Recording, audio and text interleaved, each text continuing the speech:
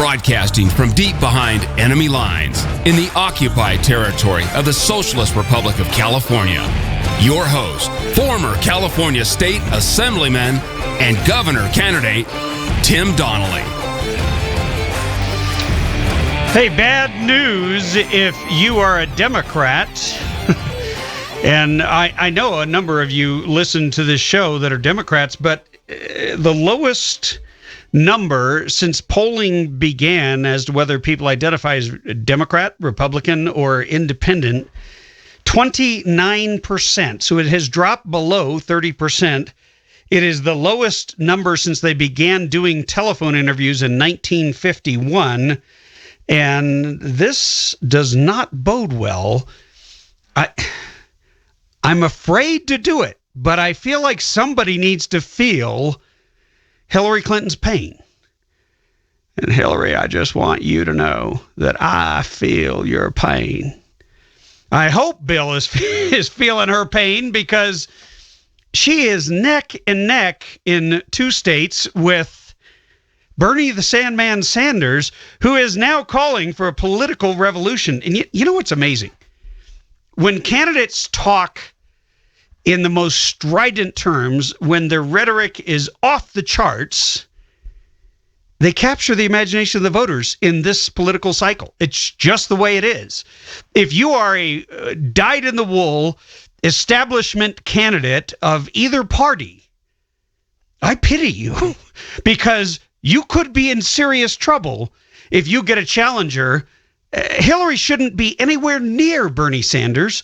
Bernie Sanders is a self-avowed socialist, and there was an interview that was done with Hillary Clinton where they just asked her, hey, are you a socialist? Just a simple question. And she hemmed and hawed and said, well, and she couldn't quite articulate it because she doesn't want to offend the socialists. She is a socialist in her heart, but she's playing this political game because she's a politician first and an ideologue second, unlike Obama. Hillary will do anything. She will say anything. She will sell out and burn anyone in order to get elected because she's so desperate for that power. There's just something off-putting about that kind of desperation, but it's not working. It's getting through to people. You know, I was talking to my chief engineer, Sean McNeil, before the show, and I said, you know, I think Hillary reminds people of their ex-wife. You know, a lot of people have ex-wives, and there's a reason for it. And I think she just comes across as someone who is always angry, someone who is never happy, someone that is always making excuses. Nothing is ever her fault. It's always your fault. And I don't know if voters are going to warm to that. I just, especially when they've got this bombastic Bernie Sanders who says, look, I'm a socialist. I hate war. I hate guns. Well, actually, I think he's a little more, he's probably a little more lenient on the Second Amendment than Hillary. Hillary has seized it as this issue where she can win all these mind-numb gun control zombies that the media and the education establishment have created. But Bernie is saying, look, I'm willing to take up to 90% of your paycheck, steal it from you, give it to the government, have the government do everything for you. And we'll have a socialist utopia. Hillary's not talking about anything close to that. She's talking the normal pablum about how she wants to be, you know, have a more effective and efficient government, but she always wants to take care of everyone. And she hates the rich, except the rich that give her all the money, the 1% that own her. But she'll protect you, the middle class. She'll protect you from the 1% by taking money from the 1%. I've always been confused by that. You're owned by the very people that you're going to fight once you get elected, get in office. I mean, how does that work? But of course, she doesn't mean anything she says. There is a huge debate that, of course, Donald Trump has raised the specter of whether or not Ted Cruz is a natural-born citizen. And there's a professor at Fordham, Thomas Lee, who says under the naturalist view of the Constitution, he's not. And the latest polls, and by the way, we're going to dig into that at the bottom of the hour with Deborah Saunders, who is a columnist at the San Francisco Chronicle. She's written a piece on it, and we're going to have a discussion. You definitely want to call in if you have any thoughts on that. And look, I'm not a constitutional law professor, and we're going to sift through the various issues that have been raised. So you might want to tune in. You also might want to call in if you have your own opinion, because we'd love to hear it. So that'll be at the bottom of the hour. But I will read you, and then when we come back from this segment, I will read you this opinion by this Fordham professor, because it's rather interesting. Switching topics, going to Germany. We keep going back to Germany because there's something rotten in that country. The sex attacks that happened in Cologne, in the city of Cologne over New Year's Eve weekend, are provoking vigilante attacks as revenge. And this was shocking to me, but you actually have the New York Times, who is calling for Germany to close its borders and conduct mass deportation. The New York Times. This is outrageous. Now, they would never suggest that here in the United States, but over there, right now, there are at least another 10 million so-called migrants that are expected to head toward Germany in the next year. And they're just getting overwhelmed. Even the Pope is concerned it's going to overwhelm the institutions and the culture and the values. And anyway, we're going to get into a little bit of detail on what this whole sex attack is from something that does take place in the Arab world. It's got a strange name. Let me pull it up here.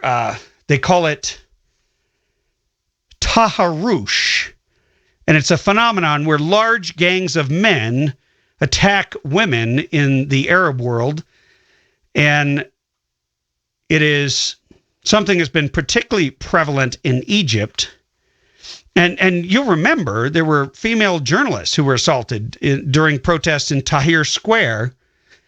So there is precedent for this, and there is a belief that this is something, it's almost like a political attack. There's something much deeper and much more sinister than men who simply are looking for sexual gratification. It appears to be a form of intimidation, and we have an interview, but it's all in German, and I know you don't understand German. I will simply tell you what they say, and instead of making you listen to the whole thing in German. But we're going to get into that when we come back. We're going to take a quick break. 323-746-TALK. Tim Donnelly Show when we return.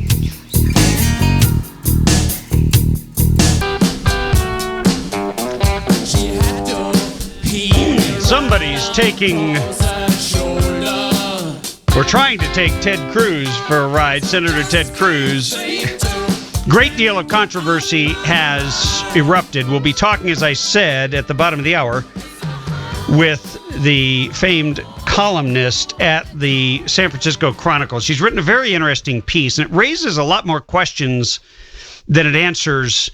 And that's really the point. And as I said, we'll be glad to take your calls and your opinion on this. But one opinion really stuck out to me. Thomas Lee, professor of constitutional law and international law at Fordham Law School, wrote in the LA Times that Senator Ted Cruz would not be considered a natural-born citizen under an originalist view of the Constitution. This is from the LA Times. Under either a textualist or a living Constitution theory, air quotes there, Cruz is a natural-born citizen, eligible to be president. Under an originalist view, however, he isn't. It's the conservative theory that would exclude the conservative Cruz from presidential eligibility. You can pick up on where this guy's coming from. He is obviously someone who is much closer aligned with the political left than the political right, but he is throwing mud back at the conservatives that was created by the conservatives, which I guess, hey, it's fair game. This is America. To an originalist, a natural-born citizen is a person who is a citizen of the United States under the natural principles of law in 1788. Two such principles were in play in the U.S., and this is a Latin, so you're going to have to bear with me. Jus soli, the law of soil, was the principle that a child was subject or citizen of the sovereign who ruled the land or seas on which the child was born. Jus soli was viewed as a part of the common law of England, which was adopted by the American states. Jus sanguinis, the law of blood, held that a child's citizenship flowed from the parent's allegiance, regardless of place of birth. This principle was prevalent in continental Europe and in England, and it was the basis for an exception to the jus soli for children born there to foreign ambassadors. The principle of jus sanguinis, the blood, in 1788 applied to patrilineal descent. They use, these college people use really big words that I've never heard. I'm assuming that means patri meaning father. A person born in a foreign country was viewed as a natural-born citizen of his or her father's country. However odious it seems today, a child born of a woman whose citizenship was different from her husband's, much rarer than it is today, could not be viewed as a natural-born citizen of the mother's country. The idea wasn't even considered until 1844 in Victoria, England. The upshot is that to an originalist, someone like Cruz, born in a foreign country and therefore not a natural-born citizen of the United States by jus soli, meaning not born on U.S. soil, and to a Cuban citizen father, and that's not in dispute, and therefore not a natural-born citizen of the United States by jus sanguinis, blood, is not eligible to be president. Now, this is all according to Fordham law professor Thomas Lee. This is not the opinion of Tim Donnelly, because I'm not a constitutional law professor, nor do I play one on TV, nor do I play one on radio. And I think it's fascinating that the left and the GOP establishment, as we'll discuss a little bit later on in the show with Deborah Saunders, are joining forces with the Trump campaign, all to come after Cruz. They obviously see this guy as a threat.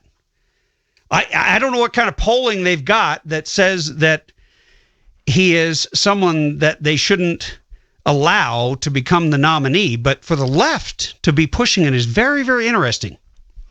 Because the left is, they're not stupid. They don't go after the candidates who are just going to lose to Hillary Clinton. Like Jeb Bush would just lose to Hillary Clinton. I'm just telling you. There's no question in my mind. Hillary Clinton would tear Jeb Bush up and spit him out, and he wouldn't have a chance. But someone like Ted Cruz, who brings a terrific resume to the table, he has tremendous beliefs, he's got a great deal of experience, all of which are desirable in a presidential candidate. Extremely intelligent, highly educated. He went to Harvard Law, expert in constitutional law. And of course, he has said, and I think we have a clip of it, but he has stated his own view on this whole thing, by the way. I forget who it was. It was one of those left-wing, like MSNBC or something that he was on. And he said, look, it's settled. It's done. But it's starting to. Do you have that clip? Let's roll that clip. I want to let Ted Cruz, in his own words, tell you. Let him weigh in on this. Speaking of the Constitution, you may have heard that Donald Trump is bringing up the fact that you were born in Canada and saying that if you're the Republican nominee, it could be held up in the court for 2 years. You're a constitutional scholar. You've argued before the Supreme Court. Why do you think, on the legal basis, he's wrong? Oh, look, the legal issue is straightforward. The son of a U.S. citizen born abroad is a natural-born citizen. But it's never been tested. You know full well, because you've done it on other issues. Listen, the Constitution and laws of the United States are straightforward. The very first Congress defined the child of a U.S. citizen born abroad as a natural-born citizen. And by the way, many of those members of the first Congress were framers at the Constitutional Convention. At the end of the day, this is a non-issue, but, my response, as you and I were talking about just a minute ago, I tweeted a link to a video of Fonzie jumping a shark. I'm not going to engage in this, and the reason is simple. There are far too many serious issues facing this country. Last night, North Korea claims to have tested a hydrogen bomb. What the American people are looking for is who's prepared to be commander-in-chief, who has the seriousness, who has the judgment, who has the knowledge, who has the clarity of vision, who has the strength of resolve. Just button this up, though. Yeah, but just on the issue of the passport. What passport? Donald Trump is saying that you had a Canadian passport. It's not true. False. Yeah. Never had a Canadian passport. Of course not. In your entire life. Of course not. No. And you're sure you asked your mother, you asked your dad, you never had one. Yes, I'm sure. Wouldn't it be nice if they went after Hillary Clinton on her emails the way they're going after Ted Cruz and Donald Trump on any of these issues? It is fascinating. I mean, they look. Do you remember when Hillary Clinton made Barack Obama's birthplace an issue, and she was the original birther? Just in case you didn't know, can you imagine the media picking it up and treating it as if it were the way they're treating it with Ted Cruz? Because they didn't. Anybody who even hinted at Barack Obama's birthplace, at the lack of what appeared to be a genuine birth certificate, was called a birther. They were called insane. They were treated as if they were part of some fringe element, of John the Baptist's crying in the wilderness. And yet, when it comes to attacking a conservative, and you'll note, this is how the left works, you'll note that this Professor Thomas Lee couched everything and said, look, because conservatives don't believe the Constitution is a living document, they don't get the benefit, even though in his mind it is a living document. That benefit only accrues to those who agree with that. I mean, either it's a living document and everyone gets the benefit of the doubt, or it is an intransigent document and it is absolutely the supreme law of the land, and therefore it must be followed whether you like it or not, whether you agree with it or not, and the benefits and the restrictions accrue equally to everyone, meaning making everyone equal under the supreme law of the land, regardless of your belief system. And see, that's where the left, they don't like those absolutes. They don't want to have an actual standard. So the way he couched it was, well, since Ted Cruz thinks this way, therefore he's not eligible under his own belief system to be president. We will get into this. We'll take your calls. We're going to have Deborah Saunders, San Francisco Chronicle columnist, coming right up after this break. 323-746-TALK if you want to get in on the conversation. Hey, you are tuned to the Radio Free California Network. I am your host, Tim Donnelly, former California State Assemblyman and radio governor here in the state of California. And we are going to talk momentarily to our guest, Deborah Saunders from the San Francisco Chronicle. I'm going to take a quick call before she calls in. Welcome to the show. First name and city, please. Magda from Pinion Hills. Hey, Magda, how are you? Yeah, you probably thought I died over here. No. We have missed your voice. What's on your mind? Well, I'm hoping maybe some of your other listeners who are more knowledgeable about this sort of thing than myself, and you could make it sort of like a little topic or something, that every time anyone tried to go against Obama, saying that he was not a natural-born citizen, everyone was screaming racism. Well, now with Cruz, they're not doing that, and the liberal media is really hot and heavy to have him disqualified because they say he's not a natural-born citizen. If they actually get to prove that that's true, maybe then the conservatives will have a more easy time to try and prove about Obama not being actually born in Hawaii and not being a natural-born citizen, and that might be the easiest way to negate, to rescind all of these things that he has done in the last 7 years to destroy America, i.e.,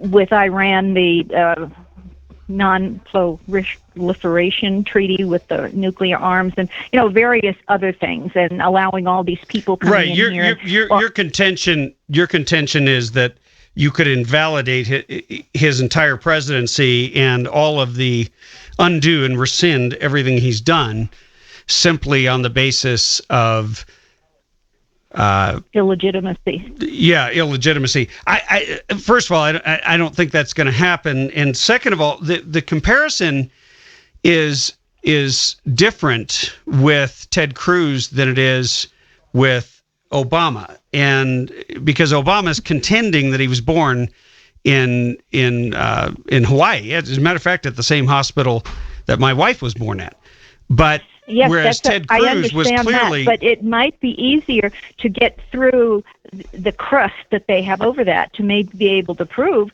yes, he was born in Kenya. Supposedly, Kenya has a sign up saying that he was born there in this little village, and I don't know how all of these I don't know work. I don't know how you prove any of that, and so unless you can prove it definitively beyond a shadow of a doubt, and when somebody is taking the highest office in the land, and then once they've already done it, you're not going to have any of those journalists go out there and say that, because then they would be sort of saying, hey, we didn't do our job. Yes, and actually it would be a shame not to see Cruz be able to continue, because I would think that, I don't know whether Trump could still make him his vice president, because I really do want to see Ted Cruz become vice president this next 2 years, and because Trump is never going to be able to come back a second time. But if Trump can get in, I'm sure. Let me ask you a question. Do you think that that Ted Cruz would agree to be Donald Trump's vice president if Donald Trump is the leading force in knocking him out of the race? I think so, yes, because Cruz is can see the larger picture, and if he would agree to that, then as conservative as he is, and we definitely want conservative people, he will be able to continue on after Trump is out of office, hopefully after 8 years, and have another 8 years of Cruz. And, we all had high hopes for, what was his name, Daddy Bush. But Daddy Bush wasn't all that conservative after Reagan. But personally, my own opinion, I do believe that if Trump becomes our president, that 20 years from now, 15 years from now, everyone is going to look back on his presidency with the same awe-inspired opinions as they did Ronald Reagan.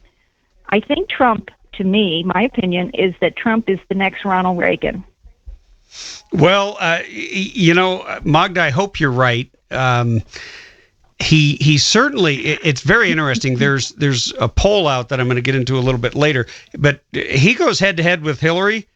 He cleans her clock, number one. Number two, he pulls 20% of the Democrat vote his way. There's no other candidate that can boast that, and it's very, very Reagan-esque. But he really needs somebody to take him to Malibu for the weekend and get him alone with a couple of very sharp individuals who can knock off some of these rough edges and get him to, well, we don't want to knock his rough edges off too much, because everybody keeps forgetting this is his appeal. This is his appeal. And if he starts showing that he is going to back off a little bit, well, then we all lose confidence. The thing that we like about him is he doesn't apologize. And Arnold Schwarzenegger, everybody says, oh, well, look at Arnold. We all thought that he was going to be a good guy. And I had friends say, oh, look at all the money he's got that he made. Well, Arnold Schwarzenegger, I was a Tom Donnelly man myself. And, Schwarzenegger was one of the biggest mistakes California ever made, because he was You meant Tom McClintock. I wasn't running what was his name? when Schwarzenegger. Yeah, you said Tom Donnelly. McClintock. It's okay. It's okay. Tom Donnelly ran in 2014. Yes.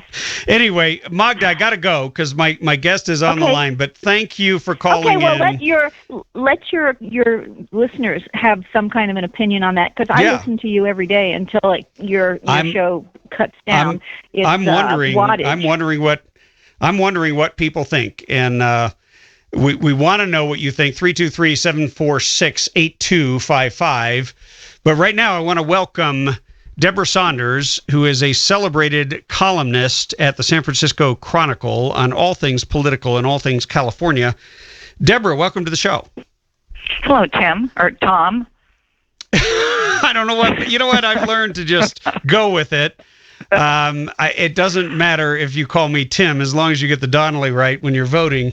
But right now, I'm not on the ballot. I'm just on the airwaves. Anyway, hey, you wrote a great piece, because this whole argument has sort of erupted out of nowhere. And I have to tell you that because originally when Ted Cruz was looking to run, a lot of the hardcore conservative Tea Party patriot types were contacting me and telling me, you can't say anything nice about Ted Cruz because he's not eligible to run for president. And I was a little bit taken aback. I'm not a constitutional law professor, nor do I play one on radio. But you sort of asked a lot of really good questions in your piece at the San Francisco Chronicle, and people are all over the map on this. Well, you're talking about this column I wrote in December, the Maple Leaf candidate. It was sort of a play that no one else would get on the Manchurian candidate, right? Ted Cruz, the Canadian plant.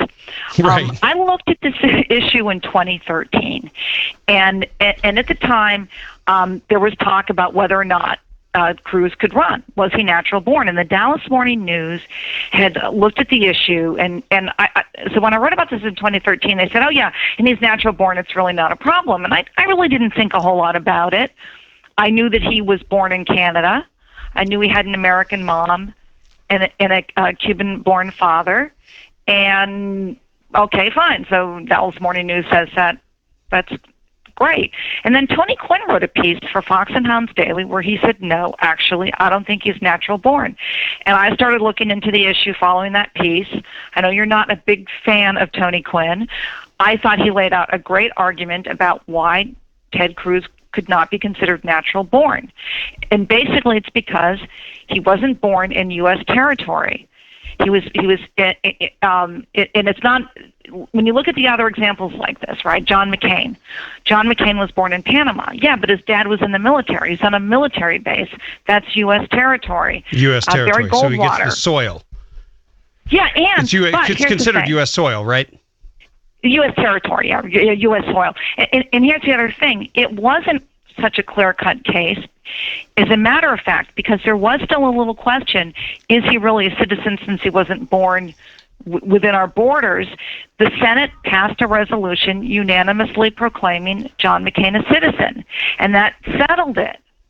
Well, that's not necessarily... I mean, that hasn't happened with Ted Cruz. And, okay, let me just say... Yeah, go ahead. Can I just say one other thing? There's a real element of mischief here, right?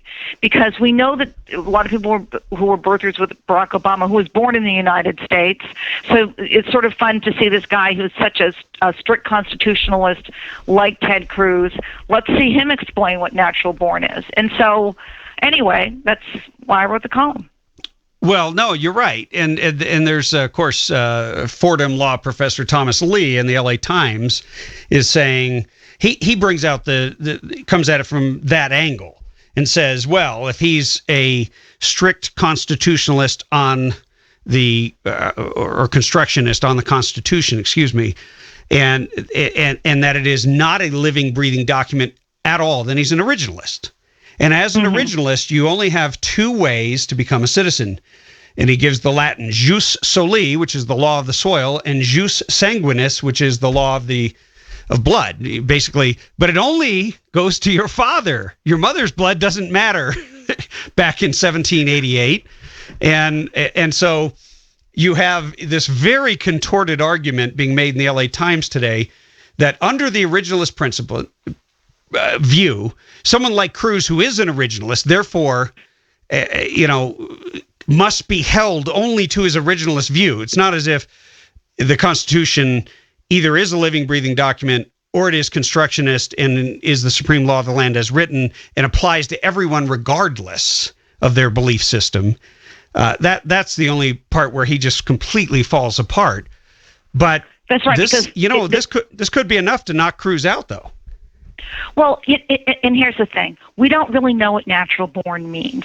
We know that the Constitution has requirements, age 35, natural born citizen, that for the Senate and for Congress, it says you have to be a citizen, not natural born. So why did they add it here? It doesn't mean it isn't synonymous with citizen.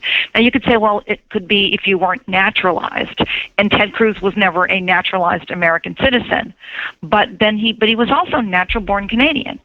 So I sent this to John Yoo. You may recall he was a lawyer involved in enhanced interrogation techniques for Bush. And he said, yeah, actually, I think that he doesn't qualify because he wasn't born on U.S. territory. And there's no way to know. Do we want the Supreme Court to decide? No, I'm not so sure. So I'm not so sure either. Yeah. Let's take a quick break and see if we can get some callers to weigh in. We're going to be right back with that question. Should the Supreme Court decide? Should voters decide? This thing's up in the air. 323-746-TALK. We'll be right back with more with Deborah Saunders, San Francisco Chronicle columnist, on Ted Cruz eligibility. We're talking with San Francisco Chronicle columnist Deborah Saunders. She's got a piece out. It was out in December. Maple Leaf candidate Ted Cruz. And Deborah, I just got to ask. I mean, before we take calls, I want to ask you this. You've got some really strange bedfellows. You pointed out that Tony Quinn, who is as you describe, a consultant turned analyst, which in my book means a paid hack who is being paid by somebody's campaign to come out with an opinion. But that's my opinion. But let's say that he is. Let's say that potentially he's being paid by one of the campaigns like Bush or Rubio or one of the establishment type campaigns that would never, by the way, touch the birther issue on Obama. And then you've got the left wings. Hold on, I just want to lay out the players. You've got the left wing with Fordham, Thomas Lee, LA Times, and then you've even got Trump, who is now the sort of the outsider, and you've got a wing of the hardcore Tea Party that you think would be solidly behind Cruz. You've got some real strange bedfellows that are aligned against him. Yeah, this is really an opportunity for mischief. I do have to say one thing. You can say there were these conservatives who were birthers, but the truth is Barack Obama was born in the United States. There is no issue here. He's a natural-born citizen. So I think if you want to look at the issue just on its face, is Ted Cruz a natural-born citizen or not? Then you have to decide what your criteria are, and you want the criteria to apply to everybody. Now, he was born in Canada. He wasn't born in the United States. His mom was an American. I have to tell you, Tim, who his father is versus his mother doesn't really resonate with me, with the father having more rights there. But, I mean, well, it better not, being from San Francisco. You get fired. Come on. Let's be real here. And by the way, I want to clarify. I never said that I was a birther. What I said was this was an issue that the GOP establishment wouldn't touch, but they're willing to go after their own on it. In a sense, even though they thought anybody who went after Obama on it, was nuts. And there's a huge contingent. We just had a caller earlier who still absolutely believes that Barack Obama is not a U.S. citizen, natural born or otherwise. And so... And I'm sorry, that's just ridiculous. He was born in Hawaii. So I know that there are people who think that they're wrong. He was born in the hospital that my wife was born in. So that's not an issue for me. My issue is to see the political ramifications. You've got these forces coming together that largely hate each other, that are now working to undo Ted Cruz. And I find it fascinating. So somebody must see him as a real threat. Well, I think that's true. And I mean, let's face it, the establishment does not like Ted Cruz. I'm not a fan of Ted Cruz. I didn't like his whole move to shut down the government, which didn't help Republicans one bit and was not successful, no surprise. So, I mean, that's the real irony here. When there were questions about John McCain being a natural-born citizen, the Senate got together and unanimously voted on a resolution saying, yes, he is. That's not going to happen with Ted Cruz. They're not going to do that with Ted Cruz because they don't like him. He's made a lot of enemies there. Unless Democrats, maybe he could get enough Democrats and a couple Republicans, but he is very unpopular with Republican senators who have not enjoyed working with him. So you're absolutely right. The establishment it has a certain sense of mischief about this case. We've only got about 30 seconds. Let me grab this caller and just see if we can get their question. Name and city and quick out with your question. Yes, hello, Tim? Yeah, you're on air. Yeah. Oh, okay, thanks. Gary, and I'm from the High Desert, Apple Valley.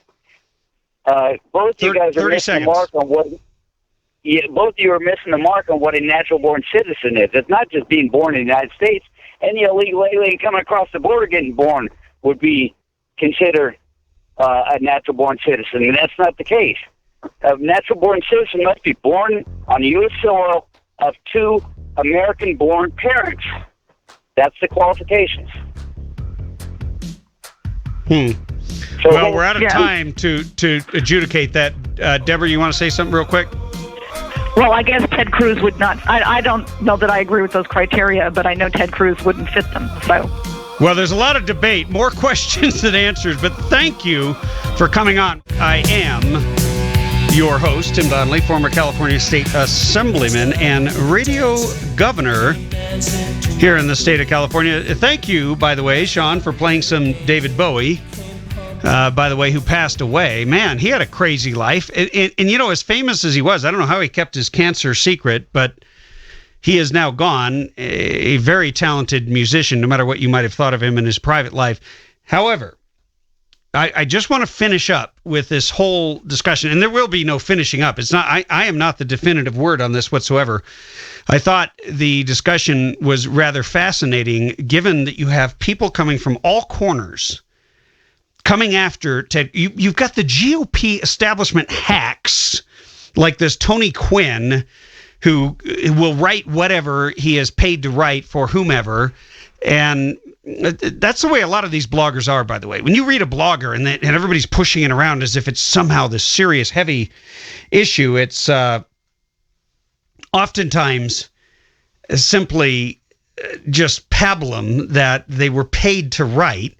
So you've got the GOP establishment, whether he works for the Bush campaign or the Rubio campaign, that's the only real question with him, combined with Trump, who they hate, combined with a certain segment of the Tea Party, let's say, / super conservatives, and of course the left wing want to eliminate Ted Cruz, and they want to create as much infighting as they can on the Republican side of the ticket. So, you know, it's the question ultimately is going to be answered by the voters.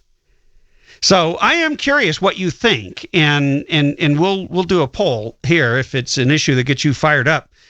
Do you believe, given what you've heard, do you believe that Senator Ted Cruz is a natural-born citizen, and would you vote for him? So it's a two-part question. 323-746-TALK. That's 323-746-8255. Meanwhile, we're going to play a little clip from one of my favorite people on the planet, Sheriff Joe Arpaio, who weighed in with Jake Tapper on the whole birther issue. Here it is. Something else that you and Donald Trump have in common, in addition to making the issue of illegal immigration a real focus, is that you've both trafficked in this rather preposterous notion that President Obama was not born in the United States and that he may have forged his birth certificate that he released. Why would you risk your credibility on issues that you care about, like illegal immigration, like law enforcement, by getting involved in this nonsense? What do you mean risk? I'm the chief law enforcement officer elected by the people. I have a right to investigate and speak out. So I'm not talking about where he came from. I don't care where he came from. We're working on a fraudulent, forged government document.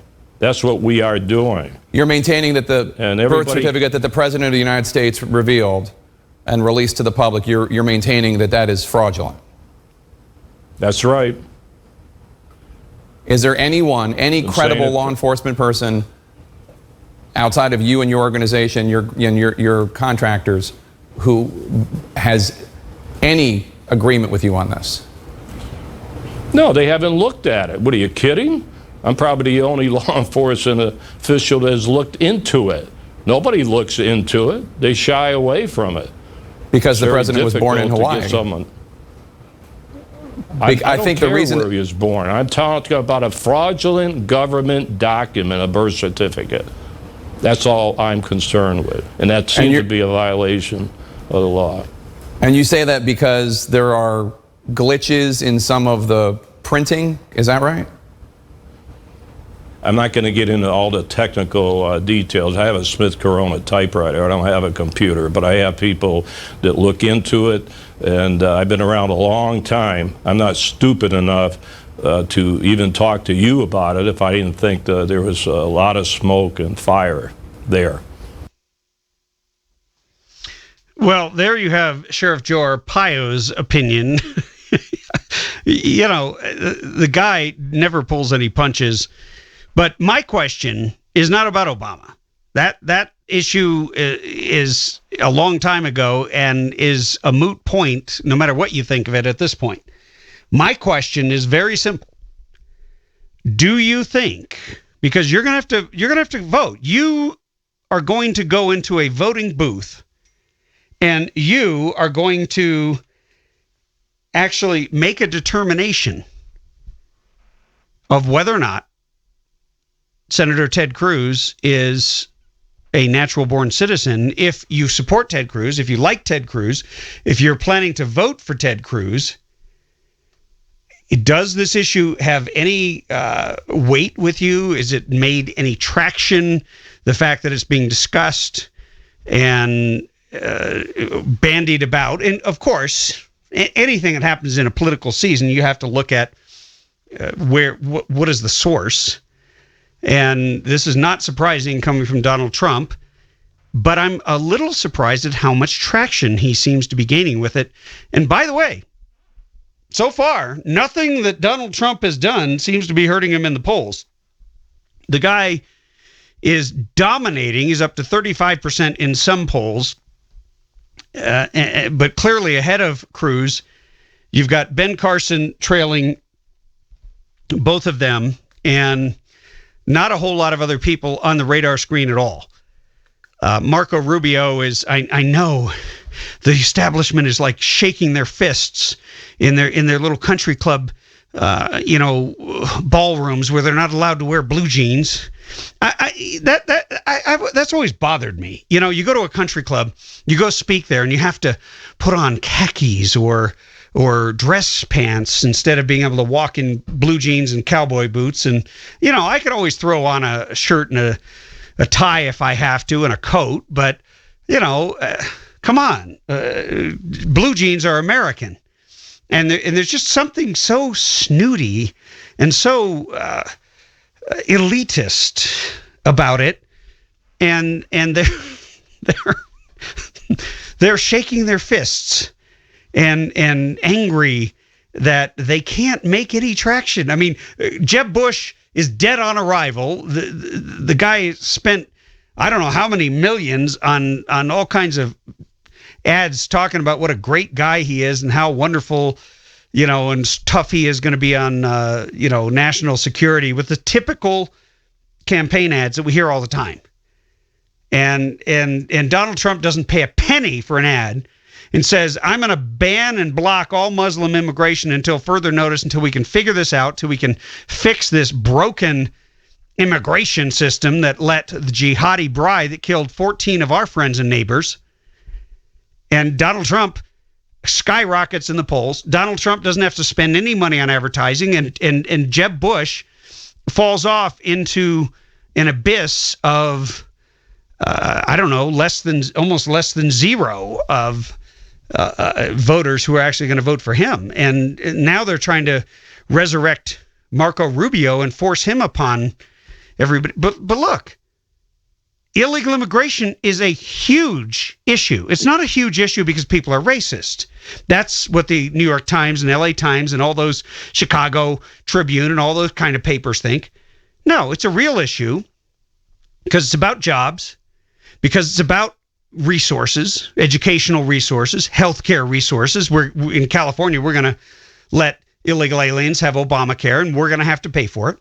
We've been paying for their health care through other means, through higher insurance costs, through higher medical costs, all because they use the emergency room. And we have a massive population because our government is committed to bringing as many illegals into California for their own purposes. Now they've given them licenses. They've signed them up to vote. And the bottom line is that the leftists who control California, literally, if you had someone like Donald Trump spend enough time here, I know it's going to sound crazy. I think he could potentially be competitive to win the blue state on the issue of illegal immigration. I think there's enough Americans left to vote. And I say Americans because I could care less if you're Republican or Democrat. And it doesn't matter. Not in California. Anybody can vote in the primary. Top two. That's the system that we have. So you can vote. And I think it would be fascinating. But I think Donald Trump is competitive in a state like California simply because he will do something about an issue. I didn't even mention the sanctuary cities. I didn't even mention the drug cartels who have taken over our forests and are killing hikers and anybody else who comes upon their groves. I didn't mention the ecological disaster of illegal immigration. And I didn't even mention the sanctuary cities where Kate Steinle was murdered in San Francisco, Jameel Shaw in Los Angeles, and many, many others. I'm going to take a quick break.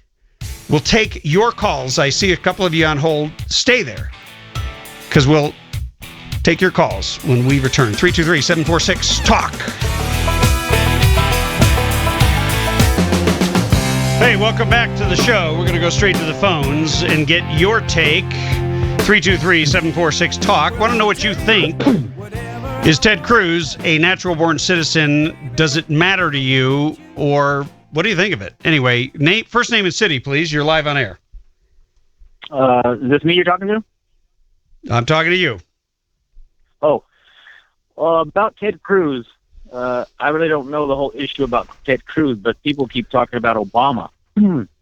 So, to me, when someone says they went back to their home country, like my father-in-law is from Canada. So when he goes back to his home country, that's Canada. My mother-in-law is from Germany.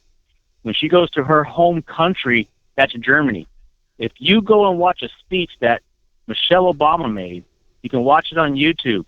She said, me and my husband took our children to his home country of Kenya.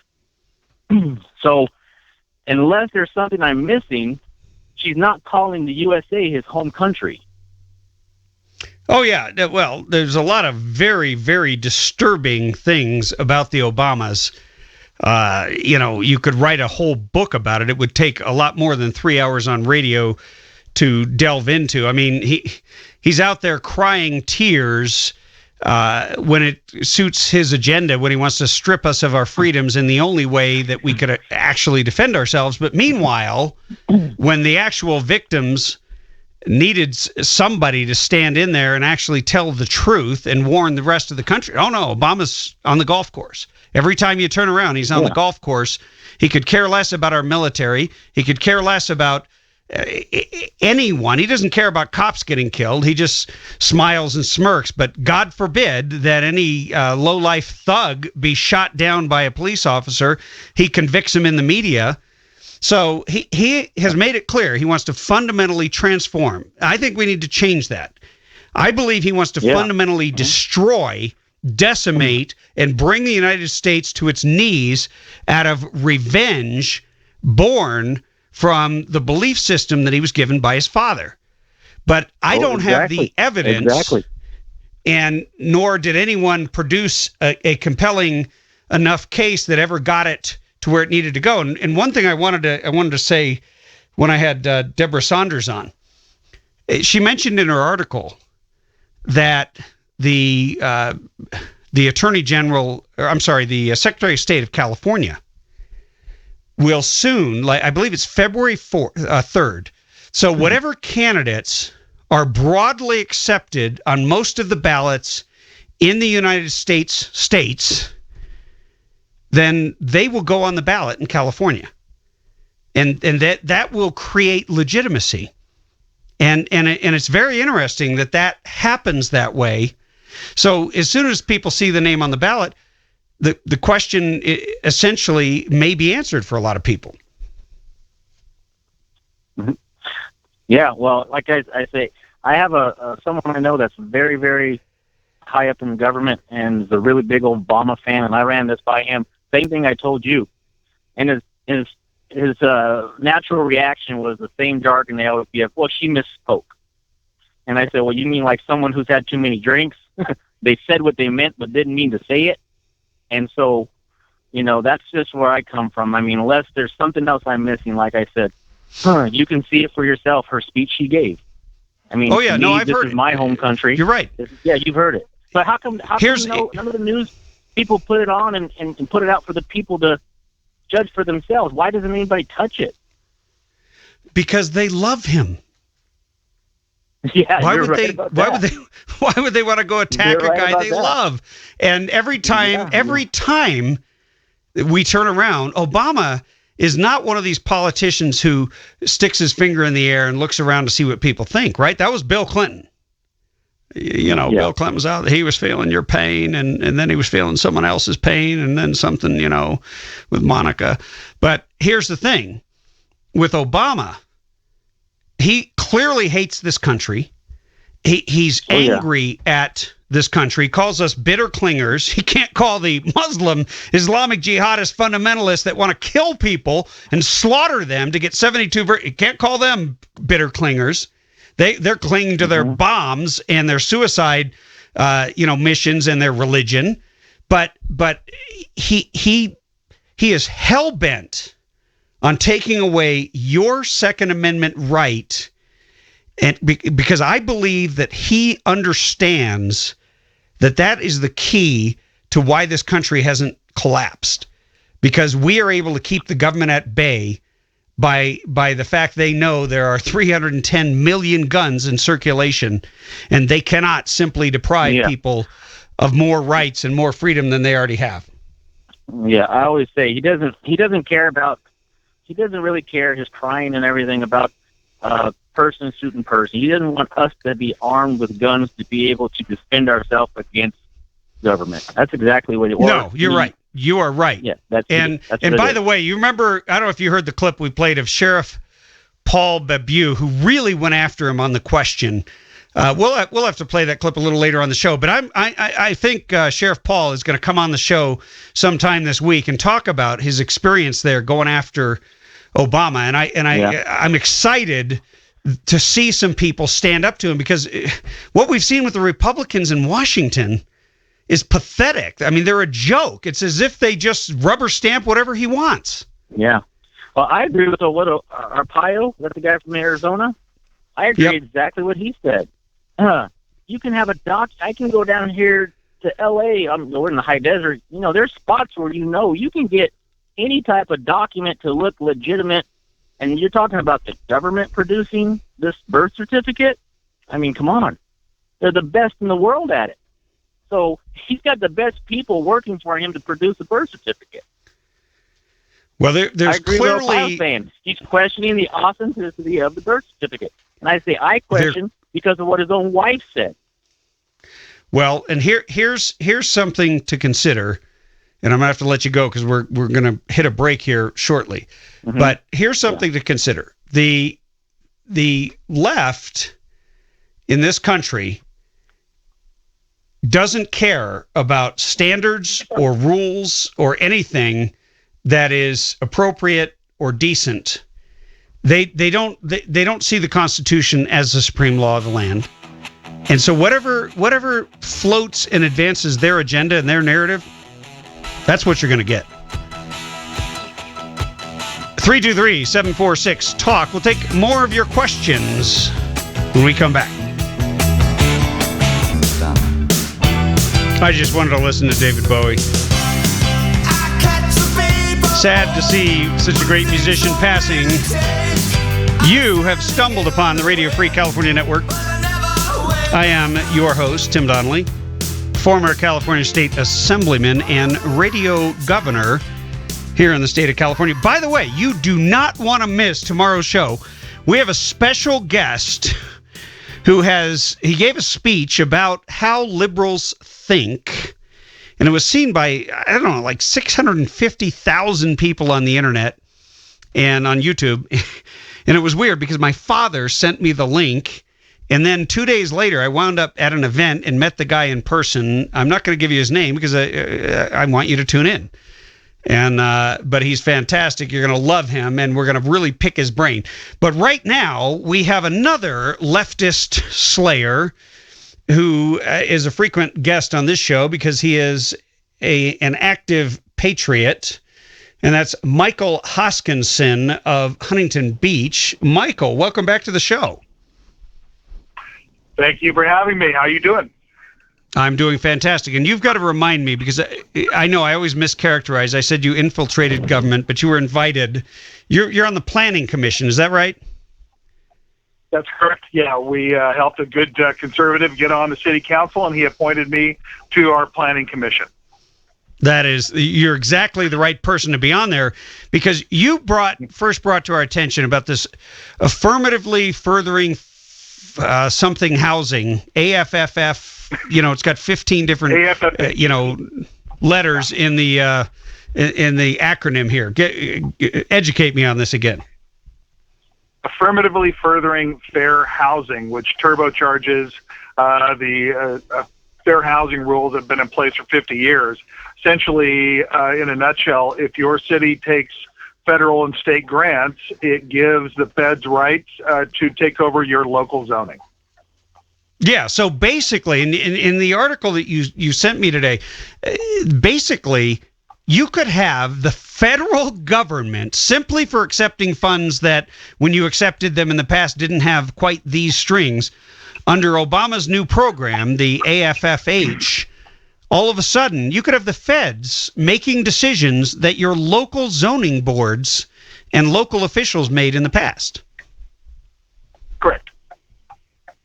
The feds, the federal government, literally coming in and determining who lives where, what you can build, all this. Yeah. I talked to a lady in Tulare County who I'm in contact with, and she was concerned about this as well.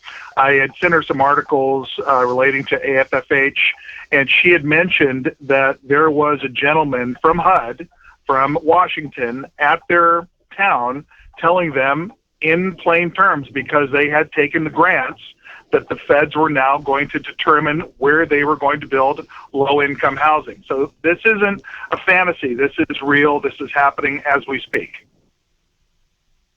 I mean, this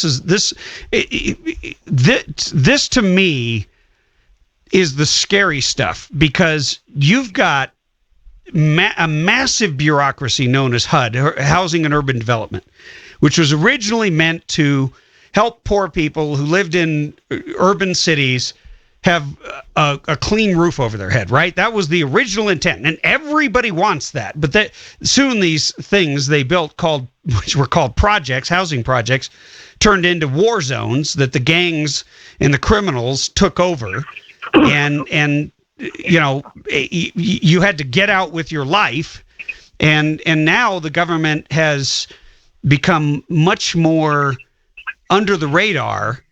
And they're sneaking into communities and looking to really fundamentally change the demographics. And in large part, doesn't it seem like they're doing that because they want to keep their good little gig, their government jobs and the government bureaucracy they work for going?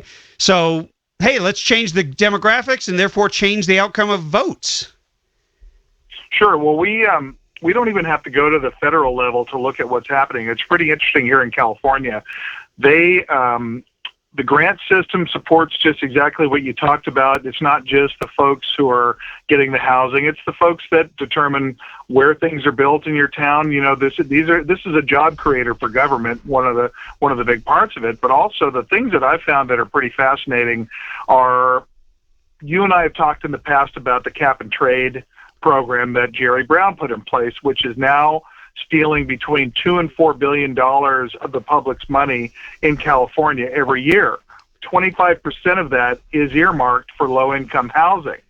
Then the Cal EPA has what they call a disadvantaged communities map that magically determines what communities are disproportionately affected by climate change, where they direct these billions of dollars. So really? This is all to build low-income housing in these places that they somehow magically know where. Let me guess. They're in competitive regions where Republicans and Democrats are competing fairly evenly for votes, and they want to bring in a whole bunch of people who they know will vote for more government handouts. Therefore, they will vote Democrat. Well, all I would tell people is go to the Cal EPA website. You'll find the disadvantaged communities map. You can see it right there, and you can take a map of where the voters are in the same areas and overlay it. And it is a bit similar. So it's don't take my word for it. Do it yourself. Wow. And where do they have that again? That's at the Cal EPA. The Cal EPA, and again, it's called the Disadvantaged Communities Mapping Tool. So give us an update on this program, because I know you were concerned about it coming into Huntington Beach and completely changing the way that you live. Have you guys made any progress on that there? Well, we're fighting a slightly different battle, same region, different battle. So we altered one of our, before we came into office, they had put a specific plan in place called the Beach Edinger Plan that was sold to the public under false pretenses. It was sold as a commercial revitalization area. Then they got it approved and they set about building high-density housing, 100-unit an acre type of thing. The public became angry. That's part of the help in the shift of what got Eric Peterson elected and got me put on the planning commission, because people felt they had been fooled, by the government and by the elected officials here. Then we just altered that plan where we said you can't build 100 units an acre, and you have to have setbacks and height restrictions and certain circumstances. We didn't kill it by any measure, but we limited it. And now we are being sued by a low-income group that found a couple homeless veterans to put their name on the lawsuit, and now they're suing us to reverse the changes we've made, and they're saying we are discriminatory against low-income housing, which is as far from the truth as humanly possible. Did you ever think, growing up in America, that you would see the government cartel essentially align itself with all these different activist groups who just claim that they were harmed, claim that there was discrimination? Next thing you know, they're depriving people of what was supposed to be one of the inalienable rights, which is the right to own private property and the right to determine your own community, essentially, and how it is governed locally. Did you ever think you'd see anything like this?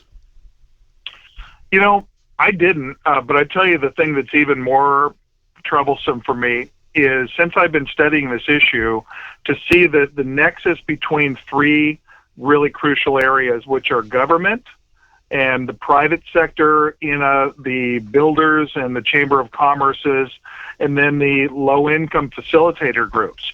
And these three that normally might not have been allies have now become, allied to push this program forward. And each one of them has their own agenda that they are now in lockstep to help each other. So they're a really powerful super lobby that are, playing off each other and using the resources of one another to build this against the wishes of the people. Yeah, it is mind-boggling to see the strange bedfellows. We talked about it earlier in the show, related to this nonstop assault on Senator Ted Cruz from liberals, from the Trump campaign, from the GOP establishment through all these paid hacks. And the far left. I mean, I've just never seen anything like it. And every time you turn around, they're always aligning themselves against anyone or anything that's a threat to their power or to the massive amount of funds that get funneled out of the government coffers, which is our money, into the hands of these so-called developers building low-income housing who have, sponsored politicians and supported politicians, or you could even say bribed politicians, who they don't agree with on almost anything except that they want that spigot. They don't want that spigot turned off. Yeah, I think if we, I noticed, you probably noticed as well, a few weeks ago in the French elections, you had Marine Le Pen and her niece, who are both running for essentially governorships of areas of France, and they were going to win, and then the far left and the center middle got together and allied themselves to defeat both of them. And I'm going to make you a bet that if Ted Cruz is the nominee, you will see a similar phenomenon in this country. Yeah, no, I wouldn't doubt it at all. We're already seeing it.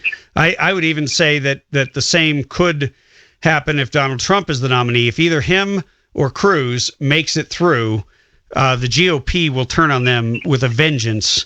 And it's sad because they're not even fighting issues like what you're talking about. Michael, you are an activist. You're a patriot. You're a great American. I want to thank you for continuing to keep us up to date, because you have an ability to put this very, very hard to say program into simple words so that we can understand it and take action and be aware, so that should it come to our community and rear its ugly head, we can put a 45 hollow point between its eyes. Oh, sounds good, Tim. Anytime you need me, give me a call. Thank you, Michael Hoskinson. We are going to take a quick break, and we'll be right back. And we'll take your calls. 323-746-TALK. Hey, if you have not yet signed up to engage, yes, inform, educate, and engage is our mission. It's our motto here at the Radio Free California Network. If you haven't signed up for this Saturday's firearms training, you can get one-on-one training. This is unheard of. $25 for a full hour with your firearm of choice. And when you sign up, by the way, and there's a few openings left in the morning classes, so hopefully you're an early riser. But you want to get out there, because there's no point in having a firearm sitting on a shelf collecting dust like your Bible. Both of those things need to be used as tools, and I'm not going to carry that any further. The Holy Scriptures obviously have one use for your soul and your spiritual health, but your firearm, that's all about keeping you safe. That's all about understanding that you want to defend your life from any threats, and of course your freedom from tyranny. Ain't going to do you any good if you don't know how to use it. So you won't have to feel dumb You know, a lot of times when we go somewhere and everybody else seems to be an expert and we're terrified, that's a very uncomfortable place to be. That's why you want to go out there. That's why you want to sign up. It's only $25. So it's applevalleygunclub.com. You can also go on timdonnellyshow.com. We've got a link up there somewhere, but it was a couple weeks ago. And I'm going to be out there. 2 of my sons are going to be joining me. Please come up to me and say hello. I'd love to meet the audience of this show. I love to talk with you, so I'll be there pretty much all day because I've spread some classes out based on my son's schedules. And besides that, I want to meet people. I want to watch people learn and engage because I think this is one of the most important moments in American history. Never before have we seen such an can't use that word. Never before have we seen such an incredible, intense interest in the Constitution, particularly the Second Amendment. And it's because of the threat that this president has presented to your rights. He wants to take away your First Amendment, too. He doesn't want you to be able to talk about the threat of Islamic fundamentalism because he thinks you're too dumb to sort through and figure out that not every Muslim is a terrorist, but every terrorist pretty much is Muslim. And we do not engage in denigration of an entire group of people. We never have. But we reserve the right to say whatever we like. We reserve the right to bring on whatever guests we want. We've had Pamela Geller. We've had Robert Spencer. We've had numerous other experts. Just the other day, John Guandolo, who founded and created the Joint Task Force on Terrorism at the FBI, and is going around teaching people all over the country, particularly law enforcement, about a threat that our government, that is supposed to protect us from, won't even talk about. So it's important for you to inform yourself on it and educate yourself so that you can be articulate when talking to others and clear. But how do you engage? And I would say the first and most significant thing you need to do is buy a gun. You need to go to Turner's. You need to mention my name, get a discount.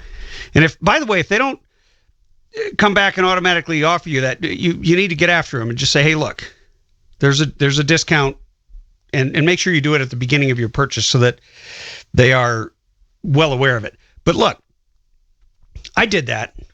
I'm the proud owner of a brand new 45 1911, the same gun. Yes, it is the same gun that I lost in the airport. Government took it.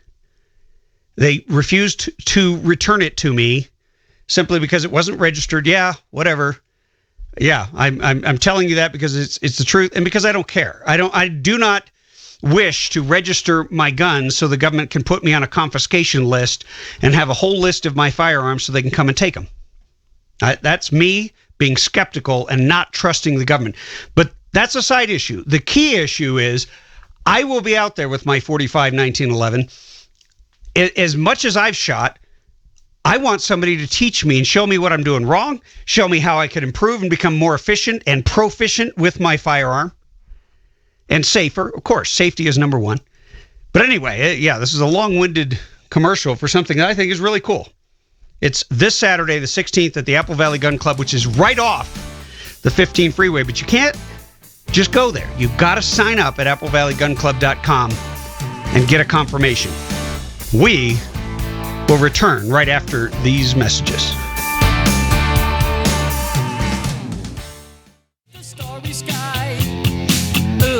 You know, I'm always trying to expand the reach of this show and expand the topics on which we cover. And, you know, I teased a little bit a guest that we're going to have on tomorrow. I'm going to tell you who he is. And I'm going to let you hear a speech that he gave. He gave this speech at the Heritage Foundation, which is a very conservative think tank. He'll tell you all about his background. But basically, he was a writer for television for comedy. which you have to be really smart to write comedy. I'm not smart enough. All I can do is laugh. I believe he created the 70s show. He wrote and worked for, I believe it was David Letterman, but sure he'll get into it either in this talk or we'll go over it tomorrow. The key thing, though, is that my father sent me this link, and I want to say it was shortly after I got into office and told me that I should meet this guy. And 2 days later, I wind up meeting him at an event through my good friend Anne-Marie Morel. At any rate, Evan Sayet, in his own words, and I just want you to listen. I'm not going to interrupt because I can't correct him. He's way too smart. Here is Evan Sayet on the unified theory of liberalism and why liberals are wrong. I know when you give what's considered a serious talk, you're supposed to start off with a joke, which I've never quite understood. In fact, sometimes I find it quite off-putting. First of all, when I do my comedy, I don't start off with a policy statement. And I know that when I attend functions and I'm listening to people like my friend Robert Spencer talk about global jihad, or Jim Walsey talk about the war on terror, and they start off by saying, but first, these two Jews walk into a bar, it doesn't quite work for me. About my 70s documentary, it was officially called The 70s from Bell Bottoms to Boogie Shoes. That's not the title I wanted. Unfortunately, a lot of times in Hollywood, you have to compromise, especially when it's their money versus your talent. I wanted to call it The 70s When Decades Attack.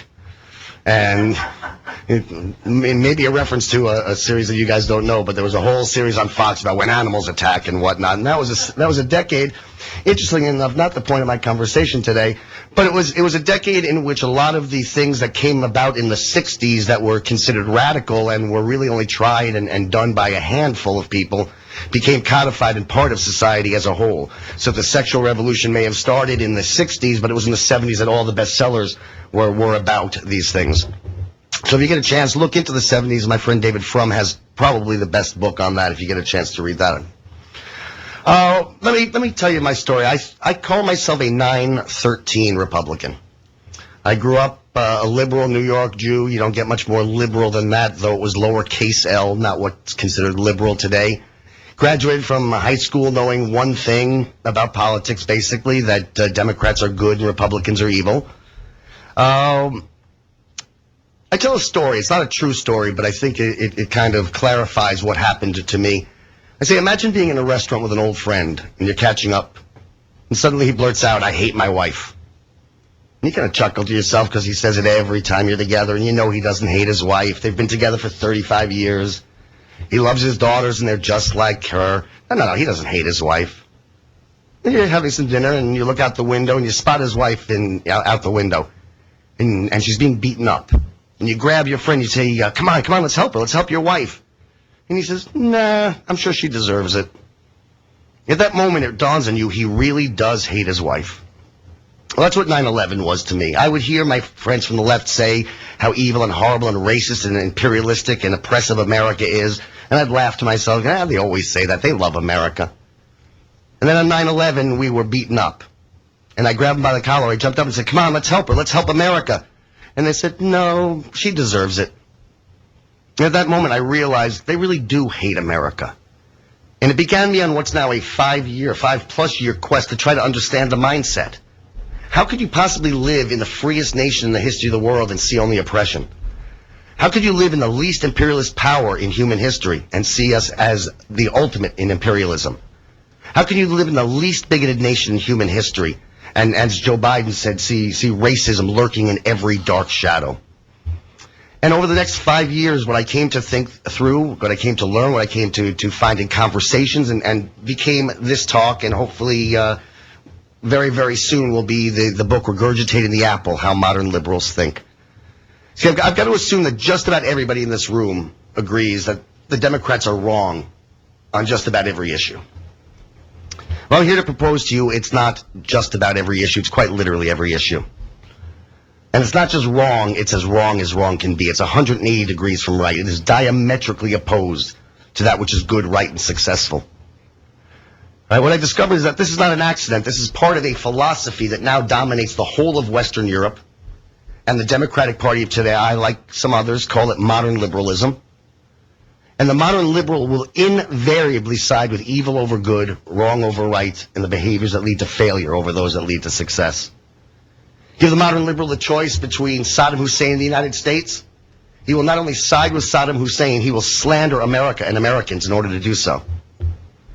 Give him the choice between the vicious mass murdering, corrupt terrorist dictator Yasser Arafat and the tiny and wonderful democracy of Israel. He will plagiarize maps, forge documents, engage in blood libels, as did our former president Jimmy Carter, to side with the terrorist organizations and to attack the tiny state. It's not just foreign policy, it's domestic policy, it's every policy. Give them the choice between promoting teenage abstinence and teenage promiscuity. And believe me, I know this from my hometown of Hollywood. They will use their movies, their TV shows, their songs, even the schools, to promote teenage promiscuity as if it's cool. Like the movie American Pie, in which you are a loser unless you've had sex with your best friend's mother while you're still a child. Well, conversely, NARAL, a pro-abortion group masquerading as a pro-choice group, will hold a fundraiser called F Abstinence. And it's not just F, it's the entire word, because promoting vulgarity is part of their agenda. So the question becomes why? How do they think they're making a better world? Well, the first thing that comes into your mind when trying to understand, as I've so desperately tried to understand, is that if they side always with evil, then they must be evil. But we have a problem with this, don't we? We all know too many people who fit this category who aren't evil. Many of my lifelong friends, the people I grew up with, relatives, close relatives. And they're not evil. So if they're not evil, then the next place your mind goes is, well, they must just be incredibly stupid. Right? That right there is my good friend, Evan Sayet. He is going to be on the show tomorrow. We'll continue this. I want you to get a feel for who he is before he comes on, because tomorrow he's going to talk about how to put all these principles and how to decipher how the left thinks and put it in a modern perspective, since this speech that he gave is several years old. Anyway, we're going to take a quick break, and we'll be right back with more.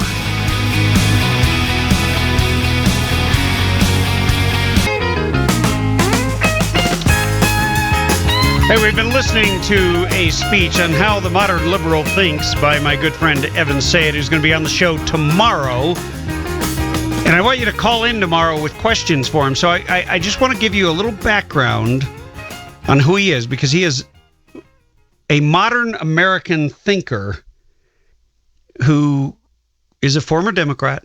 He worked in Hollywood. He's a creative genius of sorts, and he's applied his analytical mind to the very trouble that we are facing here in our country as we continue with his talk. Stupid people. And frankly, if it was just stupidity, they'd be right more often. Now, what's the expression? Even a broken clock is right twice a day. Even a blind squirrel finds an acorn now and again. So if they're not stupid and they're not evil, what's their plan? How do they think they're making a better world?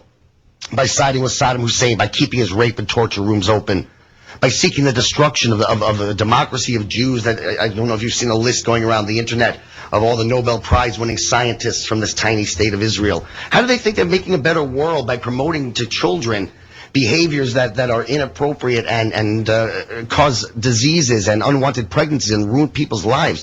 How do they think they're making a better world? What I discovered is the modern liberal looks back on, give me a number here, 50,000 years, 100,000 years of human civilization, and knows only one thing for sure, that none of the ideas that mankind has come up with, none of the religions, none of the philosophies, none of the ideologies, none of the forms of government, none have succeeded in creating a world devoid of war, poverty, crime, and injustice. So they're convinced that since all of these ideas of man have proved to be wrong, the real cause of war, poverty, crime, and injustice must be found, can only be found in the attempt to be right. See, if nobody ever thought they were right, what would we disagree about? If we didn't disagree, surely we wouldn't fight. If we didn't fight, of course, we wouldn't go to war. Without war, there'd be no poverty. Without poverty, there'd be no crime. Without crime, there'd be no injustice. It's a utopian vision. And all that's required to usher in this utopia is the rejection of all fact, reason, evidence, logic, truth, morality, and decency. All the tools that you and I use in our attempts to be better people, to make the world more right, by trying to be right, by siding with right, by recognizing what is right and moving towards it. You know, when this first started to dawn on me, I would take this out and question my liberal friends, and believe me, there were plenty of them in Hollywood. The thing about Hollywood is it is overwhelmingly liberal, uppercase L, not lowercase L. But there are a lot more of us than you would suspect, but they're afraid. And it's hard to come out because what's so Orwellian, and virtually everything about this philosophy is Orwellian, is that the liberals are as illiberal as you can imagine. And quite literally, as much as they scream McCarthyism constantly, there is in fact a gray list there that sees people not get hired because they don't toe the leftist line.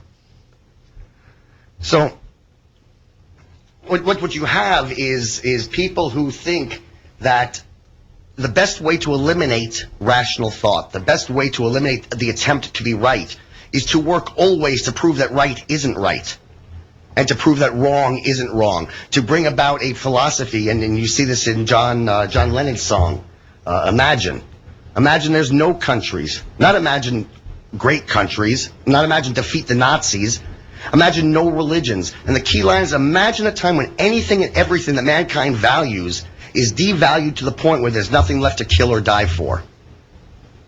See, now obviously this is not going to happen overnight. There's still going to be religions, but they're going to do their best to denigrate them. There's still going to be countries, but they'll do what they can to get us to cede our national sovereignty to one world bodies.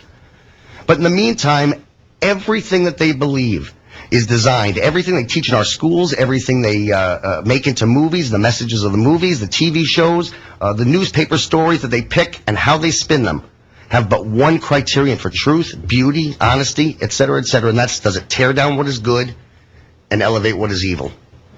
Does it tear down what is right and elevate what is wrong? Does it tear down the behaviors that lead to success and elevate the ones that lead to failure till there's nothing left to believe in? So you guys might recognize this as the paradigm and the purpose of one of the most successful liberal motion pictures of all time, Fahrenheit 9/11. See, there's nobody, and I'm always told, don't say nobody, don't say always, don't say, there's nobody who believes Michael Moore's Fahrenheit 9/11 was an honest attempt to accurately portray the real events of that horrific day and its aftermath. Everybody knows that Michael Moore is a leftist, and that it was a propaganda film in which the facts were cherry-picked, the evidence manipulated, the narrative near lunatic, all designed for one purpose. The question that we were debating at the time is, should we go to war against the Iraqi government, against Saddam Hussein? So he used all of the tricks and manipulations and lies that he could to show that America isn't that good, America is not worth fighting for, to show that Saddam Hussein isn't that evil, not worth fighting against, for the purpose of undermining our efforts to go to war. Again, there's quite literally nothing in Hollywood, in the newspapers, in our schools that does not have this as its sole criterion. For example, there is no journalistic standard, none, zero, zilch, by which the misdeeds of a handful of night guards at an obscure prison for terrorists, misdeeds in which nobody was killed, nobody was seriously hurt, there is no journalistic standard by which this is a front page story in the New York Times. Much less for 2 days in a row, 5 days in a row, 10 days in a row, 20 days, 44 straight days. This non-story was a front page story in the New York Times. Why? Because while it met no journalistic standard, it met the one and only modern liberal standard. It said, you think America's good? We found something that's going to make you not believe that any longer. You think that the Islamic fascists are bad? No. This is why they do it. No wonder they fly airplanes into our buildings. And that's just one of so many other examples. Newsweek magazine, there was no journalistic standard by which they printed the story of Korans being flushed down the toilet. Not only was it a bogus story, never happened, it's an impossible story. It cannot happen. Think about it. Can you flush a book down a toilet? Right? Try it. Go home and try it. And if there are any liberals here, go to your neighbor's house and borrow a book. And see. But the thing is, even a child, did you just get here, sir? Should I start over?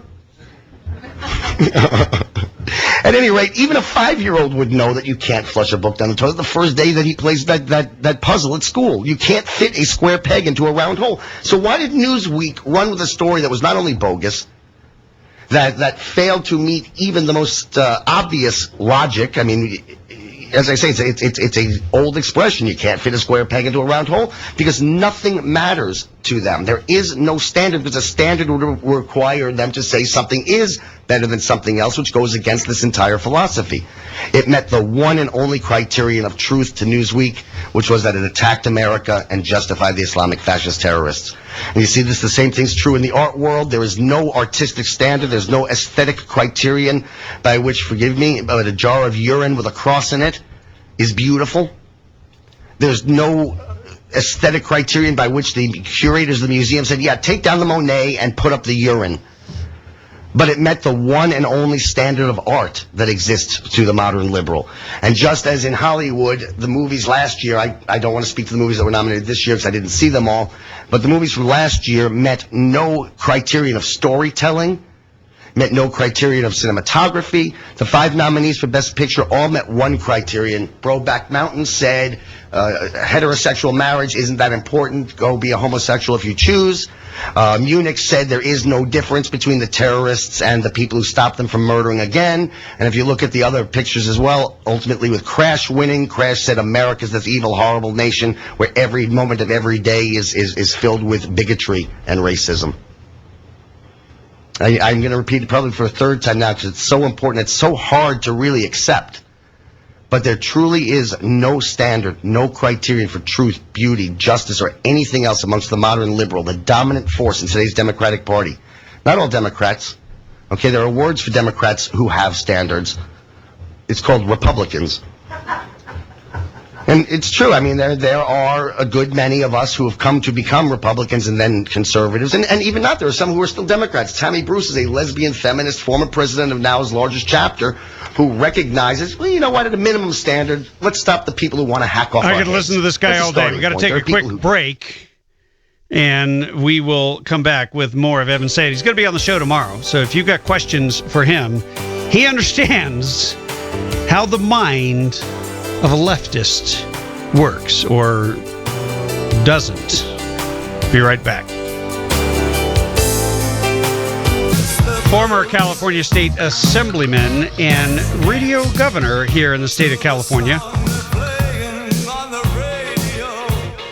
And obviously, we will bring you the latest coverage and whatever we can get, and we'll stream it live when that makes sense, of Obama's State of the Union address. You know that he's already invited one of these Syrian refugees.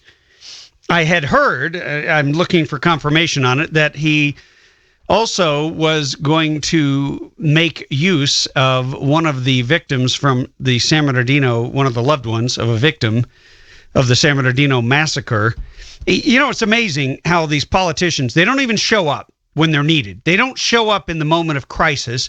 They don't want to stand up to the evil. They don't want to own up to what they did, but they want to use people and politicize them and play games with them. But we'll have all that for you. We're also going to have Evan Sayed on the show tomorrow. I'm playing you a bit of a speech that he gave that at the Heritage Foundation. This thing was shared viewed 700,000 or 718,000 times. It is definitely worth listening to. Let's continue. Talk to me. I'm here. It's live. It's just so austere. It's the Heritage Foundation. Now, clearly not everybody who voted for John Kerry, not everyone, like I say my cousin, but I'll be honest with you, it's my sister, who will mindlessly accept, without question, without doubt, that of course we went into Iraq to steal their oil, because that's what America does. No need to even consider any other possibility. That's how sure she is that America is imperialist and we steal resources and whatnot. Not everyone who voted for John Kerry and who fits that description is aware of the elite's blueprint for utopia. That's what I call it. But what the elite have succeeded in doing, and by the way, I don't think they would support it if they were. I don't think my cousin would trade off supporting evil, failure, and wrong for some promise of a future utopia. But what the elite have succeeded in doing through the institutions we've allowed them to control, and if we're going to save America, we must take back the schools, the universities, the media, the entertainment industry. What the elite have succeeded in doing is indoctrinating, starting with the very young and going all the way up through college and beyond, starting the first time they turn on Sesame Street and Buster Bunny, going up through the middle years when they're told, hey, little boy, if you have a queer eye, you're going to be a cool guy. But hey, little girl, doesn't matter how cool you are. If you grow up to be a heterosexual married woman, you're going to be a desperate housewife. And going all the way up, and all the other shows that are on the air, I can't say all, but so many of the other shows that are on the air that show family and marriage and all the things that are traditional that we recognize as good. There's The War at Home. There's Terms of Engagement. There's another, it's not terms, it's Rules of Engagement, as if it's another battle. They wouldn't make room for daddy in shows like those because they were not realistic. So instead we now have the Bundys, where the mother and the father hate each other and looking to get as much as they can from each other. And just this whole mindset. And it continues on through Ward Churchill's ethnic studies class. And what happens is they're indoctrinated into what I call a cult of indiscriminateness. And the way the elite does this is by teaching our children, starting with the very young, that rational and moral thought is an act of bigotry. That no matter how sincerely you may seek to gather the facts, no matter how earnestly you may look at the evidence, no matter how disciplined you may try to be in your reasoning, your conclusion is going to be so tainted by your personal bigotries, by your upbringing, by your religion, by the color of your skin, by the nation of your great-great-great-great-great-great-great-grandfather's birth, that no matter what your conclusion, it is useless. It is nothing other than a reflection of your bigotries. And therefore, the only way to eliminate bigotry is to eliminate rational thought. You know, there's a brilliant book out there, and those of you who know it will recognize how heavily informed my opinion is by it. It's called The Closing of the American Mind by Professor Alan Bloom. And Professor Bloom was trying to figure out, I'm going to be blunt, he was a little less blunt, he was trying to figure out in the 80s why his students were suddenly so stupid. And what he came to was the realization, the recognition, that they've been raised to believe that indiscriminateness is a moral imperative, because its opposite is the evil of having discriminated. Right? I paraphrase this in my own works. I say, in order to eliminate discrimination, the modern liberal has opted to become utterly indiscriminate. I'll give you an example. At the airports, in order to not discriminate, we have to intentionally make ourselves stupid. We have to intentionally pretend we don't know some of the things we do know. And we have to pretend that the next person who's likely to blow up an airplane is as much the 87-year-old Swedish great-great-grandmother as those 4 27-year-old imams newly arrived from Syria screaming Allah Akbar just before they board the plane. In order to eliminate discrimination, the modern liberal has opted to become utterly indiscriminate. The problem is, of course, that the ability to discriminate, to thoughtfully choose the better of the available options, as in she's a discriminating shopper, is the essence of rational thought. So quite literally, we are dealing with the whole of Western Europe and today's Democratic Party, dominated as it is by this philosophy that rejects rational thought as a hate crime. So what you're left with after 10, 12, 14, 20 years in the leftist indoctrination centers that our schools have become are citizens of voting age who, on the one hand, are utterly unwilling and incapable of critically judging the merits of the positions they hold, and have held unquestioned since they're 5 years old, since they first entered the leftist indoctrination process. All right, this is important to me because that sounds impossible. I mean, are you saying that they have the mentality of 5-year-olds? You know, that sounds like hyperbole, and I've tried to avoid hyperbole. It sounds perhaps, as a gratuitous slander. There was a book that came out at just about the same time as Professor Bloom's that in some ways even better describes and explains the mindset of the modern liberal. It was called All I Really Need to Know I Learned in Kindergarten. And it reads like the Bible of modern liberalism and the playbook of Democratic Party policy. Yes, of course, you'll notice in the title, he doesn't say, Robert Fulghum doesn't say, all I know I learned in kindergarten. Of course, Bill Maher has learned a good number of things, including bigger words. But the concepts that he still holds dear, that he learned in kindergarten. So yeah, the sentence fragment, don't hit, which is one of the lessons that Fulgham refers to, has morphed into an entire sentence now that they're adults. It's war is not the answer. And of course they've learned things in between, but they didn't really need to know anything. Because even though they know about, I'm going to say Ward Churchill, but Neville Chamberlain, even though they know about Neville Chamberlain, they know about what happens if you appease evil, they don't really need to know it, because knowing it or not knowing it would not have changed the position they have now and have held unquestioned since they're 5. You know, when I was 5 years old, I used to go around the neighborhood trick-or-treating with my friends. On Halloween, not every day. And and we'd have in one hand a bag for candy, and the other hand a little box with a slit on top for nickels and dimes and pennies for UNICEF, for the United Nations. Right? Because at 5 years old, the United Nations is a terrific thing. Don't hit, talk. Another lesson from Robert Fulgham is share everything.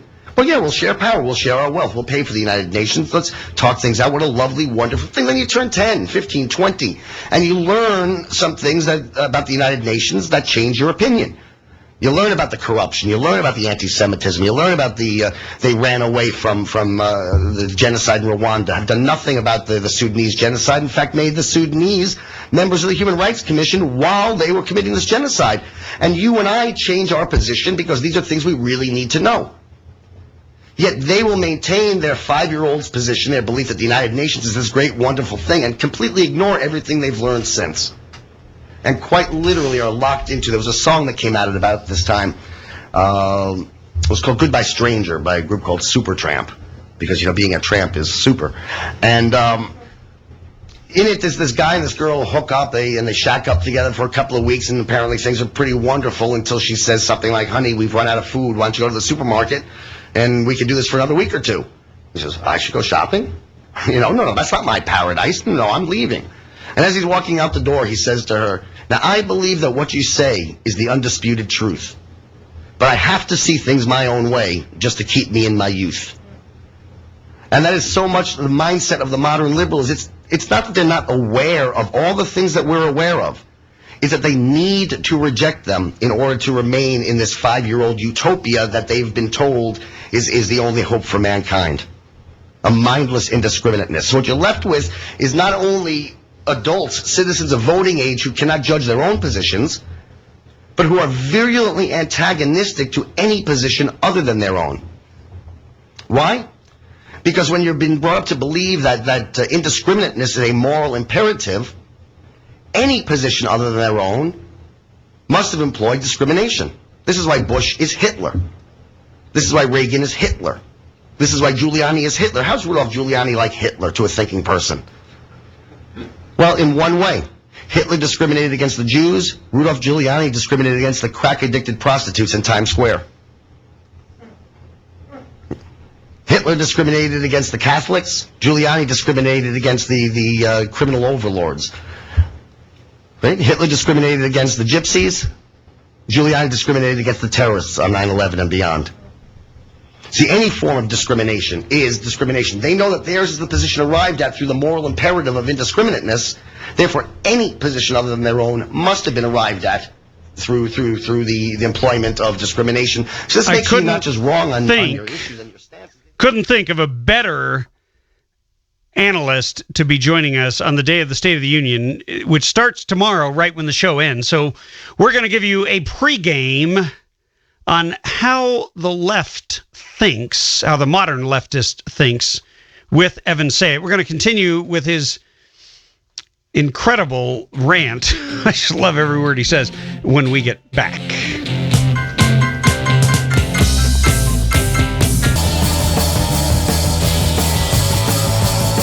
You're tuned to the Radio Free California Network, and you know who I am, your host, Tim Donnelly, former California State Assemblyman and radio governor here in the state of California. Coming up tomorrow is the State of the Union. I can't call him the president. I'm sorry. He has no respect for the office. He hates this country. That is something of which I am absolutely convinced. He is not interested in fundamentally transforming America. He wants to destroy it. And insights will be discussed on the show because I'm going to have my good friend Evan Sayet on tomorrow. You do not want to miss the pregame to the State of the Union address by Barack Hussein Obama.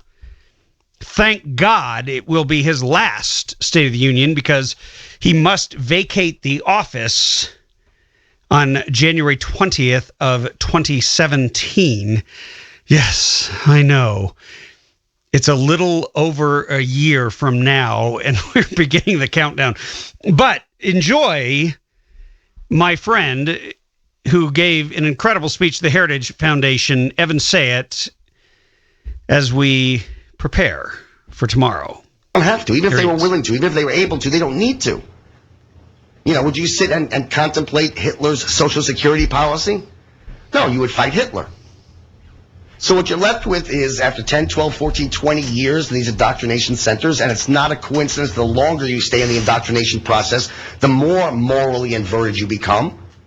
To be head of the ethnic studies department, you have to argue that the Islamic fascist terrorists are the good guys, and the victims of 9/11 were all little Eichmanns. Right? So what you're left with is people who quite literally cannot differentiate between good and evil, right and wrong, better and worse. But here's the key. Indiscriminateness of thought does not lead to indiscriminateness of policy. Indiscriminateness of thought invariably leads the modern liberal, inevitably leads them to side with evil over good, wrong over right, and the behaviors that lead to failure over those that lead to success.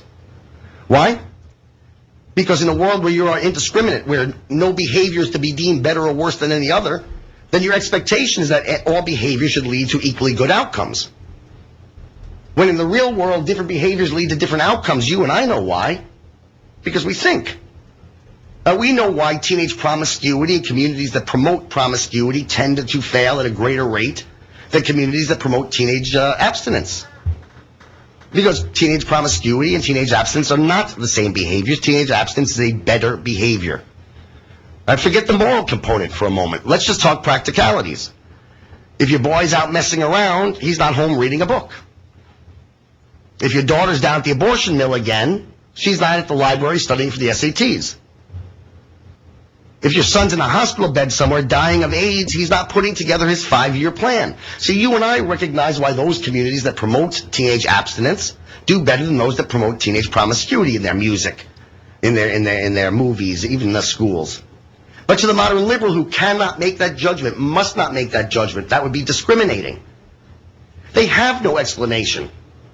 So therefore, the only explanation for success has to be that somehow success has cheated. Success, simply by its existence, is proof positive to the modern liberal of some kind of chicanery and likely bigotry. Failure, simply by its existence, no other evidence needed, just the fact that it has failed is enough proof to them that failure has been victimized. So the mindless foot soldier, which is what I call the non-elite, will support the elite's blueprint for utopia, will side with evil over good, wrong over right, and the behaviors that lead to failure over those that lead to success, and have a sense of justice. This is why I said at the beginning, they're not evil. My cousin is not evil. But it's just a mindless acceptance that in a world where she's indiscriminate, where her answer to any political question is, so what? Without any true Socratic desire to have that so what lead to, yeah, let's talk about the real consequences. So what, just being an indiscriminate rejection of any possibility about the future. It's meaningless to them. And it's why John Lennon said utopia was all the people living for today. And by the way, it is not a coincidence that those who live for today now have so much debt. What is debt? It's the failure to repay a promise from yesterday. And vote themselves nothing but more and more entitlements, which is what? Stuff for me, I'll worry about who pays for it later. The same is true of good and evil. Since nothing can be deemed good, nothing can be deemed evil, that which society does recognize as good must be the beneficiary of some sort of prejudice. That which society recognizes as evil must be the victim of that prejudice. So again, the mindless foot soldier will invariably side with whatever policy, mindlessly accept whatever policy seeks to tear down. Hey, you've been listening to the sounds. It's almost like music to my ears of my good friend Evan Sayet. He is a former Hollywood writer who is really a brilliant political thinker. I'm not going to box him in and call him a conservative thinker because he is a thinker. And he's an American thinker. He is going to be on my show, this show, tomorrow You don't want to miss it in the pregame wrap-up to Obama's abomination. Whatever it is he's going to say tomorrow, I'm sure he will let you know that he's coming after more of your rights. But we'll bring you the truth every time. Inform, educate, and engage. Thanks to Sean McNeil, our chief engineer, all of our sponsors, and you. God bless you and Godspeed. Tim Donnelly, out.